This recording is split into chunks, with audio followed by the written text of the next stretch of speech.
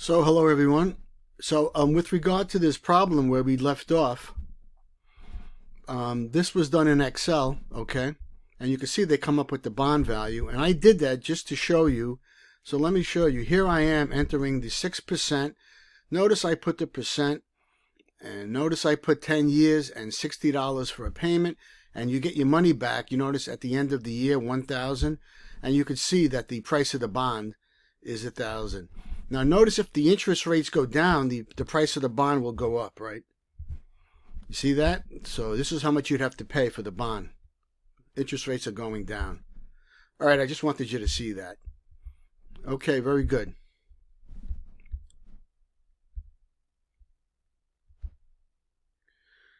All right, now sometimes bonds, most of the time bonds will pay you interest. That was a simple example, but bonds pay you interest in every 6 months or semi-annually. Okay, so you should know that, and you'll get half the amount instead of getting the whole $60 as we did in that example. You get $30 every 6 months. Okay. All right. So you need to use these instructions very, very carefully, please. This is very important. Follow these instructions here to get the use Excel to get the correct bond valuation. So you got to go by these 3 instructions here. So again, just please make sure you follow these. And again, if you have any questions on valuing a bond, just please ask me. This is all brought out nicely in your textbook, though.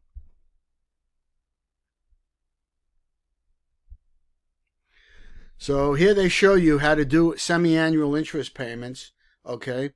So they show you all of this. And if anybody needs, I will make a specific video on pricing bonds with Excel. Okay? So please read the chapter 6 very carefully. Here they do an example, and they're plugging in numbers. Okay? All right, so here's the valuation for a semi-annual bond. All right, so basically bonds that are below par are called bonds at a discount, okay? This is the amount by which a bond sells below par. And bonds at a premium, this is the amount by which a bond sells above par.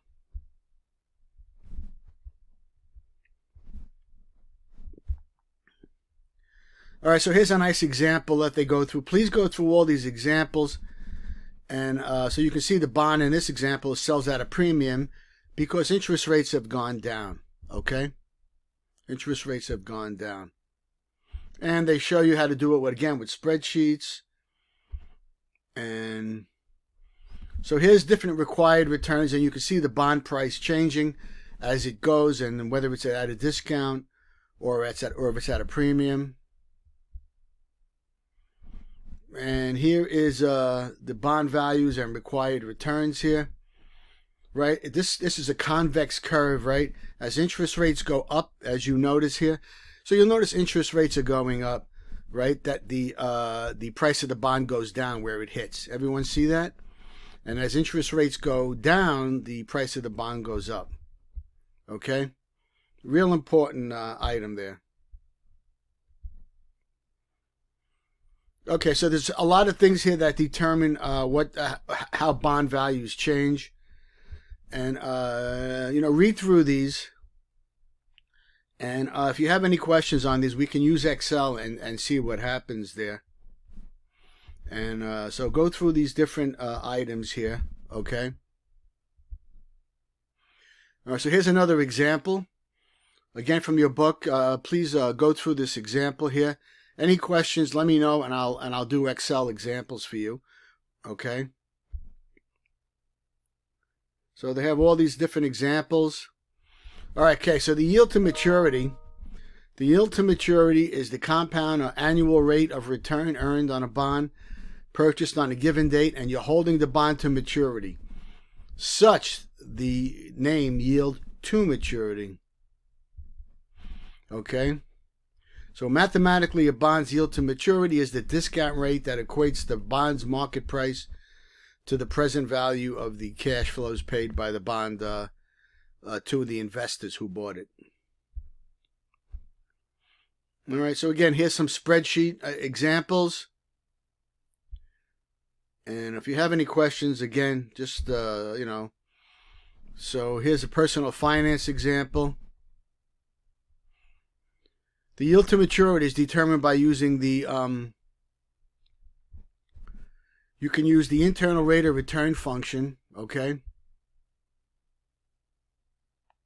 Or you can use the rate function here. Here's the rate function. So you can use the internal rate of return, or you can use the rate function. Notice here they're using the rate function to get the yield to maturity. And notice here they use the internal rate of return function. All right, so that's it.